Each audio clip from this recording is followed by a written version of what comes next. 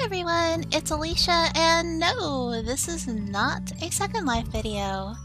I have some things to talk about, so enjoy my very basic house flipper gameplay while I talk.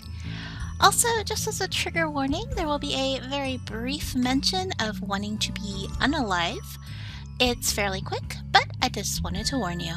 So, I know I said in my last video that I plan on going back to Second Life, and I actually did plan on it. But taking care of your mental health is super important, and I had a tiny setback with mine. Nothing bad, but the more I thought about logging in, the more anxious I got, and I couldn't quite figure out why. But I started rereading my old personal blog a couple of days ago because I was looking for something specific that had happened in my life back in early 2010, and while I did find what I was looking for, I started thinking about how back then, no matter what was going on, I always had my blog to document not just my second life, but my real one as well. And then I thought, oh, maybe that's the problem here.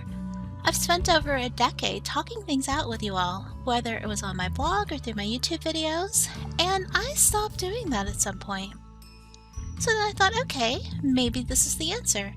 If I tell you all what's been going on, if I talk it out, maybe I can move forward. Maybe. Let's play it by ear. So, as most of you know, I went on hiatus from Second Life and pretty much everything and everyone in December 2020. And I'd love to say this was a conscious choice where I felt it was in my best interest to go, but it wasn't like that. I was sitting at my desk, just kind of blank, which was basically how I felt all of the time, when one of my kittens knocked a glass of water over and onto a pamphlet that the hospice had sent me. It was a grief pamphlet going through the stages of grief and all that, and I had actually been finding it kind of useful. But just that one tiny incident broke something inside of me. I no longer wanted to be here. Anywhere. You know, when people do something to themselves, it's always the big question of what happened. But it's never just one big thing. It's a lot of things. If you think about the game Jenga, you start with this sturdy stack, and you keep pulling pieces out one by one, and the stack gets more and more wobbly until you pull the wrong piece and crash. The glass of water spilling was my crash. So I packed it all up. I didn't say anything. I didn't make any big plans. I was simply done. Except that I wasn't. But I did need a break. I uninstalled Second Life and Discord and Skype. I left Plurk and Facebook. Basically anything that anyone could use to get a hold of me, I was done with. There was one person who could contact me, and that was it. Basically, I needed to stop being Alicia and learn to heal myself as the real me. So I did that for a while. I reconnected with some old friends, I learned some new crafts, I made my relationship with my boyfriend better. I put everything I had into therapy, and I learned coping techniques for my grief and my ADHD and my depression and my life. And little by little, I started to come back.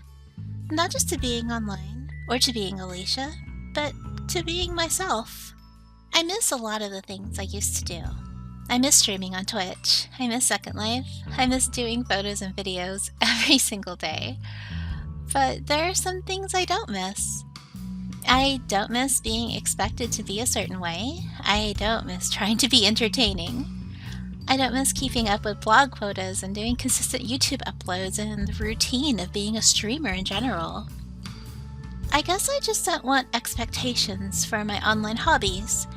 I want them to spark joy, and whatever doesn't, I don't want. Honestly, I just want to clean slate it. I want to log into Second Life, decorate my region while listening to music, take photos, record some videos, and log out again. I want to stream whenever I feel like it. No schedule, no worries about how many followers I have or if I'm making money that month. I just want to have fun and not worry about things. I realize this sounds selfish, but part of my mental health journey has been learning how to set boundaries for myself And boundaries sometimes seem selfish, especially when you didn't really have any before.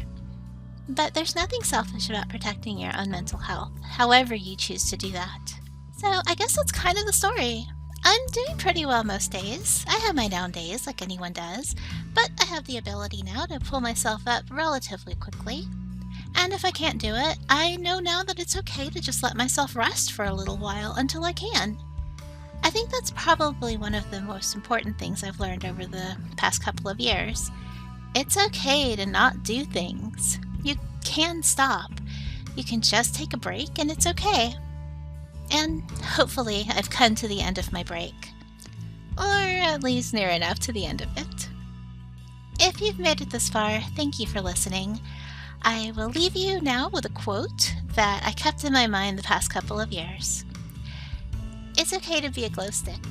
Sometimes you have to break before you can shine.